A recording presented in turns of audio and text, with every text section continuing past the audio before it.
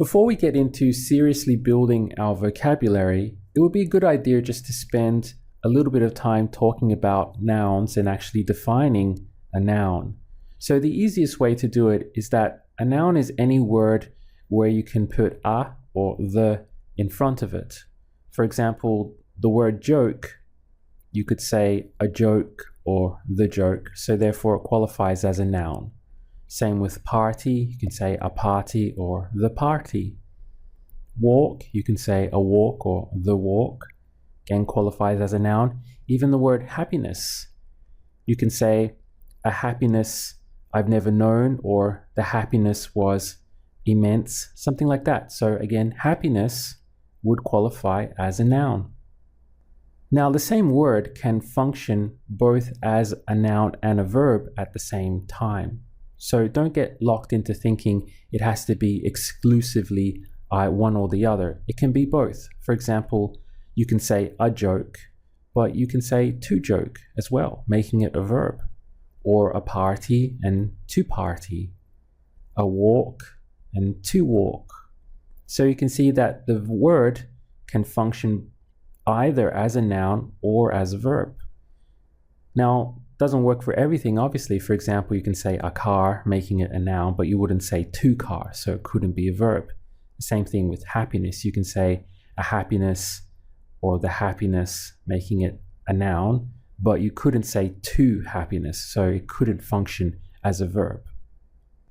I'm sure that we all got taught the same definitions for a noun and a verb, things like that in school, but often those types of definitions, they cause more confusion than anything else. Instead, what I'd like you to do whenever you're trying to identify if a word is functioning as a noun or a verb or both, simply apply that same rule. So if you can say a or the in front of the word, it's a noun. And if you can say to in front of the word, then it can be a verb. And remember that it can be both. It doesn't have to be exclusively one or the other. So if you apply that simple rule to language and to the words that we go through, you'll find that you're very quickly and easily be able to identify nouns, verbs, or words that function as both. The title of this video is Sexy Words, and excuse the title, but I couldn't resist it. You'll see why in a few minutes. So with Romance languages such as Spanish, Italian, or French, words get classified as either being feminine or masculine. So this is something very, very different to English. Now, it has nothing to do with the meaning of the word. So for example, gun is quite a masculine word, right? And in Spanish, that would be pistola. And pistola is actually a feminine word. So the gun would be la pistola. So it really has nothing to do with the meaning of the word. It's actually everything to do with how the word ends. So the ending of the word decides most of the time if the word is going to be classified as either masculine or feminine. Now, in general, if the word ends in O, it's going to be classified as a masculine word. If it ends in A, it will be classified as a feminine word. Bear in mind now that I'm talking about nouns, I'm not referring to verbs. So these are nouns like car or house or table, things like that. They're not to do with verbs. Now, if we have a word ending in a consonant, so it does not end in a vowel, then it can be either masculine or feminine. So that's something that we need to investigate a little bit deeper to find out which way the word actually got classified. It's not obvious on the surface. Let's look at some examples here. So we have libro, which is the word for book, and it ends in O, so it's a masculine word. Then if we have casa, which means house, it's ending in an A, so therefore it gets classified as feminine word. So that's the first important thing to take a hold of, is that if the word ends in O, it's normally automatically masculine. If it ends in A, it's normally automatically feminine. There are a few exceptions to the rule, but 99% of the time it follows this kind of default setting. Now, if we approach a word that ends in a consonant like papel, papel in Spanish means paper, and you can see there ending in an L. And this word is actually classified as being masculine. There's nothing on the surface to tell us. If we first saw that word papel and we had never come across it before, there's no way to know if it got classified as masculine or feminine. So you have to either hear it being spoken with other words in the language, or look it up in the dictionary or online, something like that, to discover which way it got classified as masculine or feminine. Now in English, we keep things very simple because we have the for everything. We don't classify words as masculine or feminine, and it's the for everything. But in Spanish, it works a little bit differently. If the word is masculine, the is going to become el. So, for example, the book would be el libro. But if the word was feminine, then the would be la. So we'd have la casa, for example. Let's go through it. So we have the book would be el libro, because it's a masculine word, so it's el libro. But if we have the house, it's a feminine word, it's la casa. So the can change between el and la, depending on whether the word is masculine or feminine. If we have, say, a word ending in a consonant, so we know the paper, we already know that paper is papel and it's masculine, then it would be el papel. Now the same thing applies to a. In English, it's very simple. It's everything, a ball, a house, a guy, a country, whatever, because we're not classifying the words. But in Spanish, is going to change. So if it's a masculine word, it would be un. And if it's a feminine word, it would be una. For example, a book we know is masculine libro, right? So it would be un libro. Or a house is casa, it's a feminine word ending in a, so it would be una casa. Again, if the word ends in a consonant, but we know it's masculine or we know that it's feminine, in this case, a paper would be un papel. So let's try and take all of that information and just distill it down into a nutshell. So the core information that we need to take away. If a word ends in o, then it will normally be classified as masculine, and it will be el or un. If a word ends in a, then normally it gets classified as feminine, and it's going to be la or una. If the word is ending in a consonant, there's no obvious thing on the surface to tell you, to indicate if it's masculine or feminine. So it can go either way. So you need to look it up or actually hear it in the spoken language to know which way Spanish classified that word. If this is your first time coming across learning a foreign language where they're classifying words as either masculine or feminine, then all of this can seem really kind of strange territory at first. But I promise you that after a little bit of practice, you'll find it very, very easily, and you'll quickly get used to classifying words as masculine or feminine. And this type of thing is at the very heart of Spanish, so it's very important that we feel comfortable and confident with the concept. The last thing I'd like to go through before we begin actively learning vocabulary are plurals. And luckily, they're quite easy in Spanish, because just like English, plurals have an S, so it's nice and familiar. For example, the English word book would be libro, as we know, and books would be libro plus an S, so we get libros. That would be books, the plural. So if you look at it, in English we have book to books, adding an S, and in Spanish the same thing, libro to libros, just adding an S for the plural. So we have the book as el libro, but el needs to change in the plural, and this is where it does get different from English. So el actually transforms into los. So if we wanted to say the books, it would be los libros. So el always becomes los in the plural. It's a nice solid rule that we can hold on to. El transforms into los. Let's look at another example. The word for man in Spanish is hombre. Notice that you start your pronunciation from the O, so it'll be hombre, because always in Spanish this H is silent. It's written in the spelling but not actually pronounced. So we have hombre for man. Now to say men, the plural, you again do the same thing. So you have hombre plus an S, and that would give you hombres. So hombres would be men. Going back now to say the man, it would be el hombre, the man. But to say the men, you would have to change. El would have to change because now we're in plural. So we go to los hombres.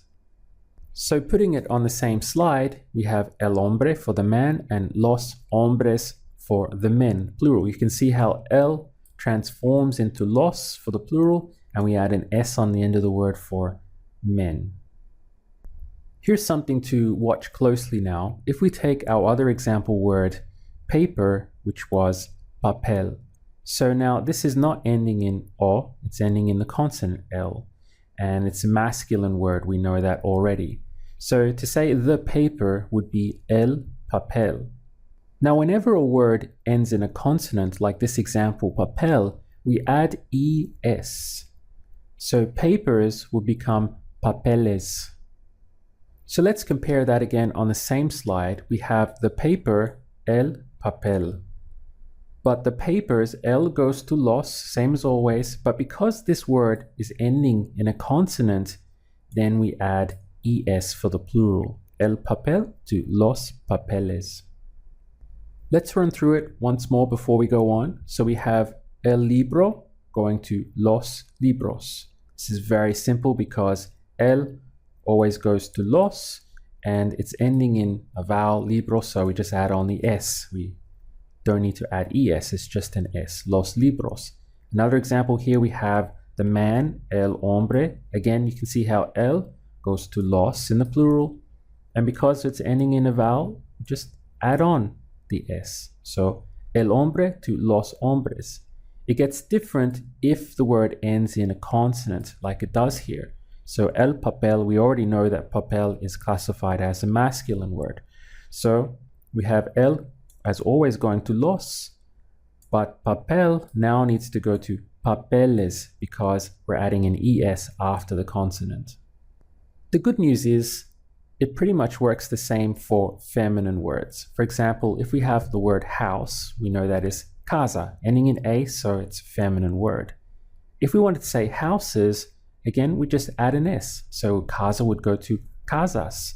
We have casa, house, add the s for plural, and we get casas.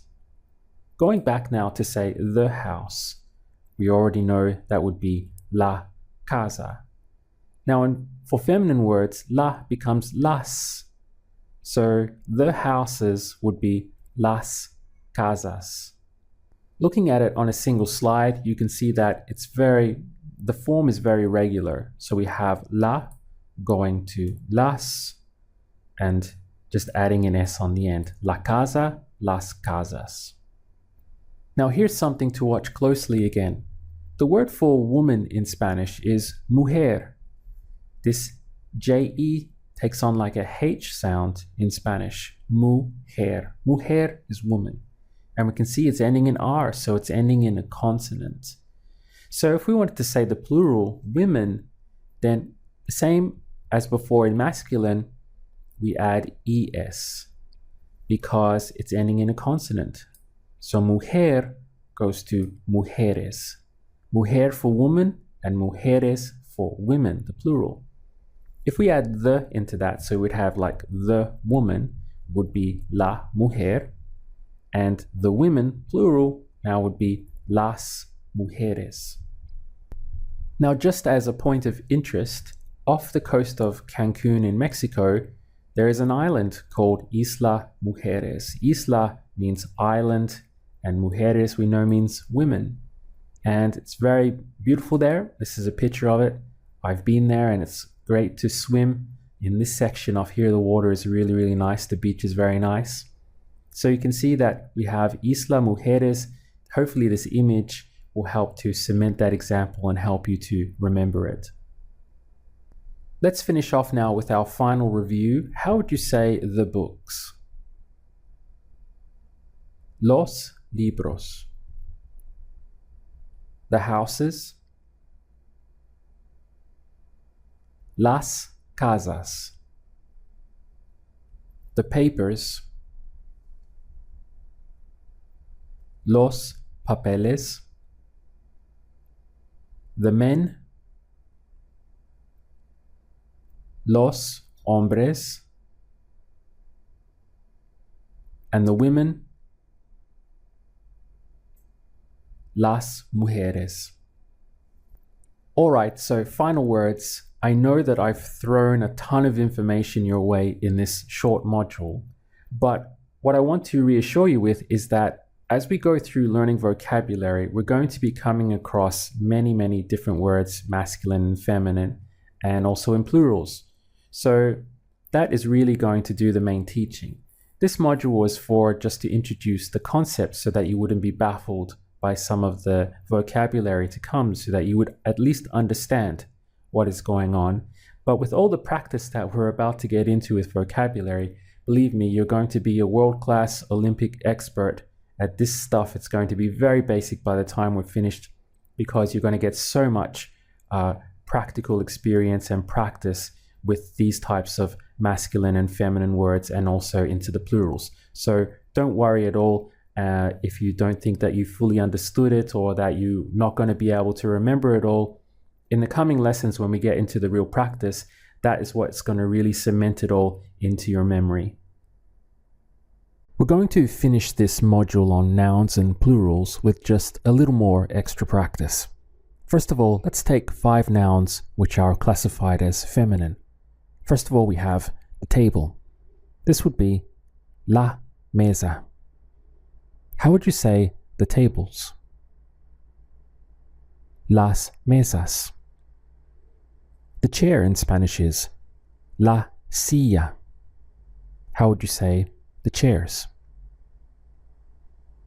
Las sillas. The week is la semana. How would you say the weeks? Las semanas. Then we have fruit. The fruit in Spanish would be la fruta. How would you say the fruits? Las frutas. Finally, the thing is la cosa. How would you say the things? Las cosas. Now let's take 5 nouns which are classified as masculine. We have the year, which is el año. How would you say the years? Los años. The plate is el plato. The plates. Los platos. The number, el número. How would you say the numbers? Los números. The cat is el gato. The cats. Los gatos. The uncle is el tío. The uncles. Los tíos. Finally, we'll take 5 nouns that end in consonants, or it's not exactly clear if they're masculine or feminine because they don't end in an o or an a. For example, the place in Spanish is el lugar. How would you say the places? Los lugares. The wall is la pared. The walls. Las paredes. The month is el mes. How would you say the months? Los meses. The key is la llave. The keys. Las llaves. The country is el país. How would you say the countries? Los países.